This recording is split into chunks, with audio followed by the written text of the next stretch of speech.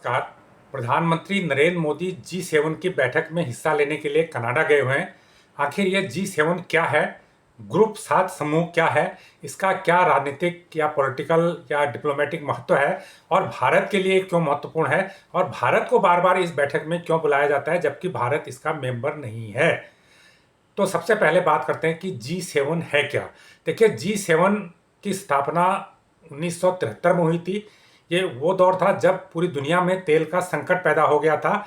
उस समय America, UK, West Germany, Japan और फ्रांस ने मिलकर, तब वेस्ट जर्मनी हुआ करता था, जर्मनी का एकीकरण बाद में हुआ था, 5 देशों के वित्त मंत्रियों ने बैठक की थी। उसके बाद ये समूह बनाया गया था जिसमें दुनिया भर की पॉलिटिकल और आर्थिक गतिविधियों की समीक्षा करने और उसका मनन करने, विचार करने का फैसला लिया गया था।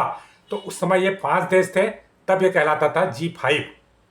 तो पहली जो जी5 की स्ट्रक्चर्ड बैठक हुई वो 1975 में फ्रांस में हुई थी। फ्रांस ने इस बैठक को होस्ट किया था, पहली बैठक को, और इस बैठक में उसने इटली को भी आमंत्रित किया था और इटली भी इसका मेंबर हो गया था। तब से ये जी6 हो गया था। उसके बाद तो जब जी6 हो गया, उसके बाद इसकी बैठकें चलती रही। 1976 में ब्रिटेन ने जी6 की बैठक को आयोजित किया, बैठक को होस्ट किया और उसने इसमें कनाडा को भी इनवाइट किया और इस प्रकार ये जी7 बन गया था। लेकिन उसके बाद संगठन की बैठकें होती रही। हर साल इस संगठन के जो राष्ट्राध्यक्ष थे वो किसी न किसी कंट्री में मिलते थे और हर कंट्री इस बैठक को होस्ट करता था। 1994 में इसमें रसिया को भी शामिल किया गया और इस प्रकार 1994 के बाद ये जी8 हो गया था। जी8 के रूप में संगठन जाने जाता था और बहुत ही इसे डिप्लोमेटिक रूप से प्रभावी संगठन माना जाता था। जी8 ये कहलाता था। लेकिन 2014 की बात है, जब रसिया ने क्रीमिया पर अटैक किया और उस पर कब्जा कर लिया, उसके बाद जी7 जी8 कंट्री में बैठक हुई। उसके बाद रसिया को इससे बाहर कर दिया गया और यह संगठन फिर से जी7 हो गया जो आज भी बना हुआ है। तो जी7 में 7 देश हैं, लेकिन इन 7 देशों की जो ताकत है, डिप्लोमेटिक ताकत तो बहुत ज़्यादा है। आर्थिक ताकत की बात करें तो दुनिया की 50% अर्थव्यवस्था इनके नियंत्रण में है। और लेकिन अगर आबादी की बात करें तो ये जो 7 देश हैं दुनिया की सिर्फ 10% आबादी का प्रतिनिधित्व करते हैं। लेकिन आर्थिक गतिविधि की बात करें तो 50% तक आर्थिक गतिविधियां इनके अधीन है, इन देशों के अधीन है, जी7 देशों के अधीन है।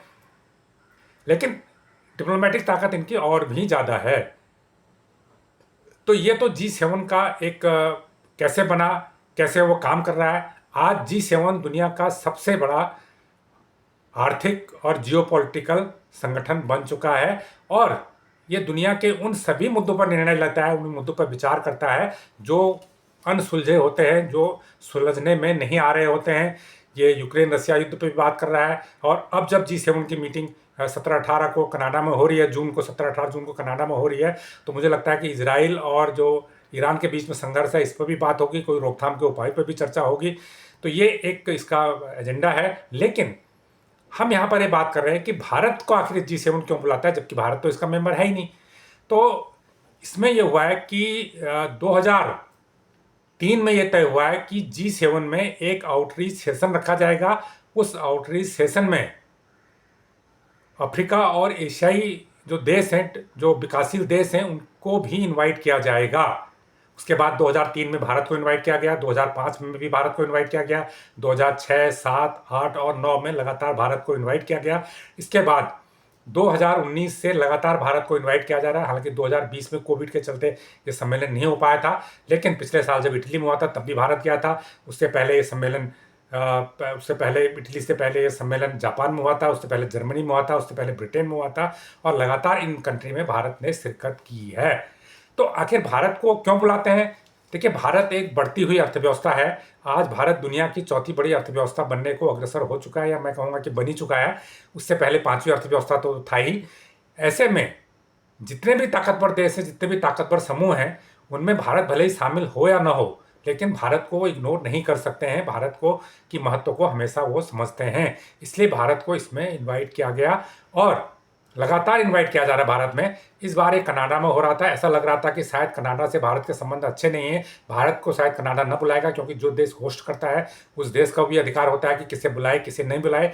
लेकिन कनाडा पर इतना ज़्यादा दबाव पड़ा दूसरे G7 देशों का, आखिरकार कनाडा को थोड़ा विलंब के साथ सही भारत को इन्वाइट करना पड़ा। संबंध खराब होने के बावजूद इन्वाइट करना पड़ा।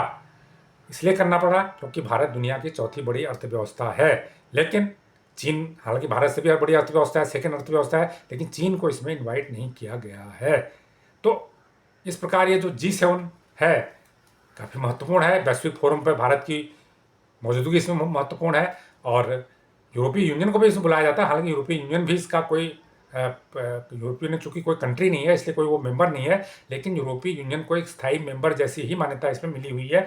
यूरोपीय यूनियन के जो चेयरमैन होते हैं और जो यूरोपीय कमीशन के चेयरमैन होते हैं वो इसमें लगातार भाग लेते रहे हैं। हालांकि चूँकि वो देश नहीं है इसलिए वो एक मेंबर नहीं माना जाता है, मेंबर सिर्फ 7 देश ही होते हैं। तो ये जानकारी आपको कैसी लगी हमें कमेंट करके ज़रूर बताएं। जो लोग इस चैनल को पहली बार देख रहे हैं वो इसको लाइक करें, सब्सक्राइब करें और शेयर भी करें। धन्यवाद।